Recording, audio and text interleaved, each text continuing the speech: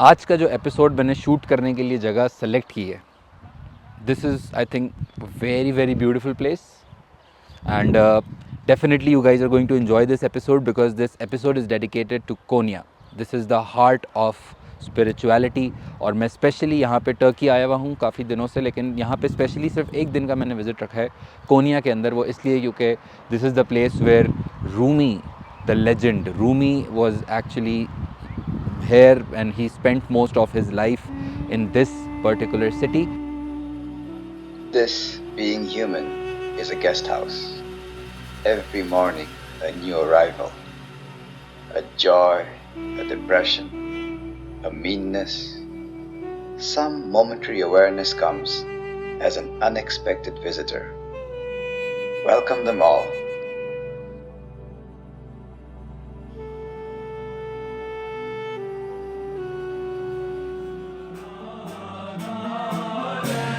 Ben 21 senedir aşağı yukarı bir sema geçmişim var. Ama her birisinde sanki bu sefer o olacakmış gibi, o neyse öyle bir hissiyatla oluyorsunuz. Yani bu alem, bu dünya bu kadar şeyden ibaret olamaz. Bunun ötesinde bir şeyler var. Ve ben bunlara bir kavuşma arzusuyla çıkıyorum. Her seferinde başka bir vuslat hikayesi, başka bir aşk hikayesi, başka bir kavuşma hikayesi oluyor bunun adı. वैसे यार initially मुझे जब ये Sufism और जब मैं भी जब बच्चा था, छोटा था, तो मैं ख़ुद भी सोच रहा होता था कि यार ये क्या होता है सूफ़ीज़म और ये कौन लोग हैं जो इस तरह से यूँ डांस कर रहे होते हैं और इस तरह से घूम रहे होते हैं और इस तरह से ये क्या है, ये क्या कर रहे हैं भाई। बेसिक म्यूज़िक लगा लो, डांस कर लो यार, उस पर ईडीएम लगा लो और बेसिक कोई आप अच्छे से और कितने जॉनर्स ऑफ म्यूज़िक हैं उस पर डांस वांस कर लें, ज़रा पार्टी शार्टी कर लें, लेकिन ये इस तरह ये घूम फिर के क्या Sufism. Biraz hissediyorsunuz bir şeyler sizi heyecanlandırıyor. Biraz hissediyorsunuz bir şeyler sizi hüzünlendiriyor. Böyle değişik değişik bizim insanın içinde olan, kalbinde olan hislerin çeşitlerini yaşıyorsunuz ama daha önce hiçbir şeyde, hiçbir şekilde yaşamadığınız gibi. Çünkü sema ettikten sonra o aşk, ilahi aşk bir şekilde sarar sizi. I had no idea what this was all about and आज तो मैं ख़ुद इधर ही आ गया, कोनिया में आ गया हूँ, Turkey का जो शहर है कोनिया उसमें आ गया हूँ और मैंने सोचा कि आज तो मैं जाके देखूँगा कि भाई ये क्या सीन है, ये क्यों इतना ज़्यादा डीपली। अब मुझे ज़ाहिर है मेरे मेंटोर्स ने भी सजेस्ट किया कि यार तुम जो है ना इंसान जैसे हो ना, तुम्हें जाके इस बंदे को स्टडी करना चाहिए।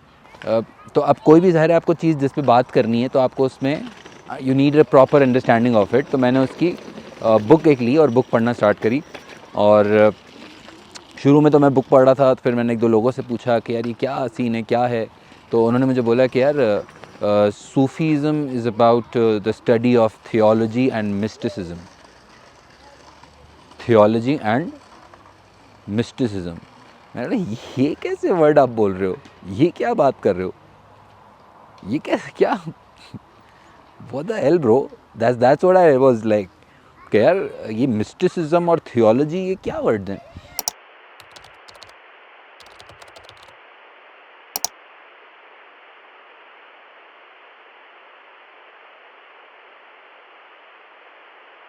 तो Sufism is basically when an individual is trying to find that ultimate truth of life, the truth that exists within us, the truth that how a human being is connected to their own selves and how the answers to their problems are found within their own selves. How if they are actually very very connected to their own selves, then how this can actually help them operate better, how this can actually help them behave better, and how this can actually help them to solve their daily life problems. This is actually a truth, and this is actually what I am experiencing right now. And when I'm actually speaking about this, when I'm actually making the video about Rumi, when I'm actually making a video about this, the legend, I actually am getting goosebumps. I'm actually feeling that current in my system, in my body. Rumi was definitely a legendary person और उसकी upbringing के अंदर बहुत ज़्यादा migrations थी, बहुत ज़्यादा just like a nomad, because initially वो एक शहर में रहते थे, फिर उनकी फैमिली दूसरे शहर में गई, फिर वो मक्का मदीना के लिए ट्रैवल कर रहे थे। तो वो उनके शुरू के जो रूमी जो था बंदा, उसके जो शुरू के 10 साल थे, शुरू की ज़िंदगी के जो 10 years of his life were spent in a lot of travel, in a lot of you can say transfer from one country to another. And definitely ये जो उन्होंने ट्रैवल किया था वो ज़ाहिर है कोई गाड़ी और बाइक और वो सब तो था नहीं, तो उन्होंने जो ट्रैवल किया था वो उन्होंने कैरावन के फॉर्म में, हॉर्सेस एंड कैमल्स एंड इस फॉर्म में कर रहे थे. So definitely took a lot of time. They have to just stop on a lot of areas. They had to stop in Baghdad, then Kufa, then Makkah, then Medina. तो उन्होंने बहुत सारी जगहों पे स्टे करते करते वो कोनिया पहुँचे थे.